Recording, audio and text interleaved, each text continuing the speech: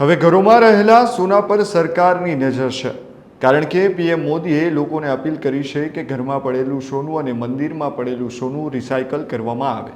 PM મોદીએ આ appeal શા માટે કરી છે અને આ અપીલ કરવાથી દેશમાં શું અસર પડશે તેની વિગતે આપણે ચર્ચા કરીએ. નમસ્કાર, હું મયુર, સ્વાગત છે આપનું સ્વરાજમાં. ભારતમાં સોનું લોકોની લાગણીઓ સાથે જોડાયેલું છે. લગ્ન પ્રસંગ હોય કે કોઈ તહેવાર, સોનું ખરીદવું ખૂબ જ શુભ માનવામાં આવે છે. પરંતુ હવે વડાપ્રધાન નરેન્દ્ર મોદીએ લોકોને નવું સોનું ખરીદવાને બદલે ઘરોમાં પડેલું જૂના સોનાને રિસાયકલ કરવાની અપીલ કરી રહ્યા છે. આની પાછળ દેશની અર્થવ્યવસ્થા, વિદેશી હુંડિયામણ અને વધતા આયાત બિલ સાથે જોડાયેલા મોટા કારણો છે. વડાપ્રધાન મોદીએ હાલમાં લોકોને કહ્યું કે તેઓ નવું સોનું ખરીદવાને બદલે ઘરો અને મંદિરોમાં પડેલા સોનાને રિસાયકલ કરવા પર વિચાર કરે.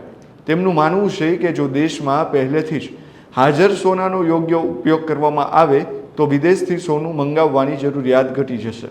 મીડિયા રિપોર્ટ્સ અનુસાર ભારતીય ઘરો અને મંદિરોમાં લગભગ 32,000 ટન સોનું છે.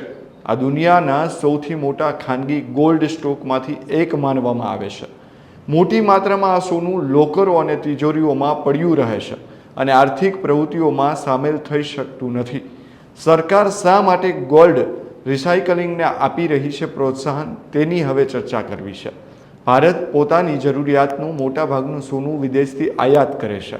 નાણાકીય વર્ષ 2025-26માં દેશે અંદાજે $72.4 અબજ સોનાની આયાત કરી હતી. આનાથી દેશ પર વિદેશી હુંડિયામણનો મોટો બોજ પડે છે.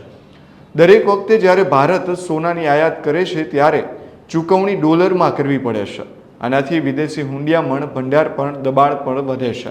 સરકાર ઈચ્છે છે કે ડોલરની બચત થાય અને વિદેશી હુંડિયામણ મજબૂત રહે. વધુ આયાત અને ઓછી નિકાસની સ્થિતિમાં ચાલુ ખાતાની ખાધ વધે છે. સોનાની આયાતમાં ઘટાડો થવાથી આ ખાધને નિયંત્રિત કરવા મદદ મળી શકે છે. જો ઘરો અને મંદિરમાં રહેલા કુલ સોનાનો માત્ર 1% હિસ્સો પણ દર વર્ષે રિસાયકલ કરવામાં આવે તો ભારતની સોનાની આયાત 25%થી 30% સુધી ઘટી શકે છે. આનાથી અબજો ડોલરનું વિદેશી હુંડિયામણ બચાવી શકાય છે. સરકારે અન્ય કયા પગલાં લીધા છે, આપણે હવે તેની ચર્ચા કરીએ.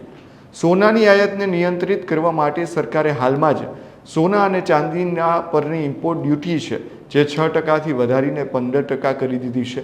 તેનો ઉદ્દેશ્ય આયાત ઘટાડવાનો, રૂપિયાને ટેકો આપવાનો અને વિદેશી હુંડિયામણ પરનું દબાણ ઓછું કરવાનો છે. સરકારની અપીલનો અર્થ એ નથી કે લોકો સોનું ખરીદવાનું સંપૂર્ણપણે બંધ કરી દે. તેનો હેતુ લોકોને એ સમજાવવાનો છે કે ઘરોમાં પડેલા જૂના સોનાનો સારી રીતે ઉપયોગ કરીને પણ જરૂરિયાતો પૂરી કરી શકાય છે. આનાથી દેશની અર્થવ્યવસ્થાને ફાયદો થશે અને વિદેશી હુંડિયામણ પણ બચત થશે. ત્યારે સરકારની આ અપીલને તમે કેવી રીતે જુઓ છો, તમારું મંતવ્ય આપો કમેન્ટ્સમાં. આવા જ વધુ અપડેટ્સ માટે જોતા રહો સ્વરાજ. ધન્યવાદ.